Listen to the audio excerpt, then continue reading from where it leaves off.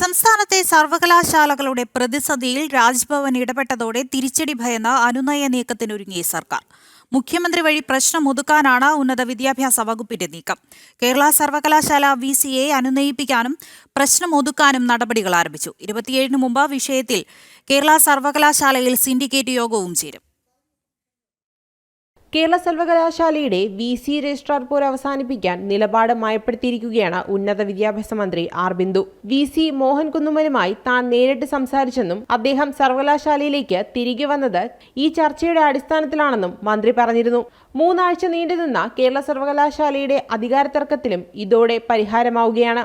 സമവായ ചർച്ചകൾക്കായി ഉന്നത വിദ്യാഭ്യാസ വകുപ്പ് മന്ത്രിയുടെ ക്ഷണം സ്വീകരിച്ച് മന്ത്രി ആർ ബിന്ദുവിനെ വൈസ് ചാൻസലർ മോഹൻ കുന്നുമേൽ ഔദ്യോഗിക വസതിയിലെത്തി കണ്ടു.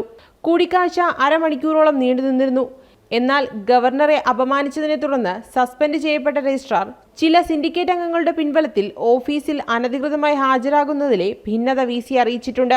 ഇത് ഗവർണറോടുള്ള അനാദരവാണെന്നും രജിസ്ട്രാറെ സസ്പെൻഡ് ചെയ്ത ഉത്തരവ് അംഗീകരിക്കാതെ യാതൊരു ഒത്തുതീർപ്പ് വ്യവസ്ഥയും അംഗീകരിക്കാനാവില്ലെന്നും VC മന്ത്രിയെ അറിയിച്ചിരിക്കുകയാണ്.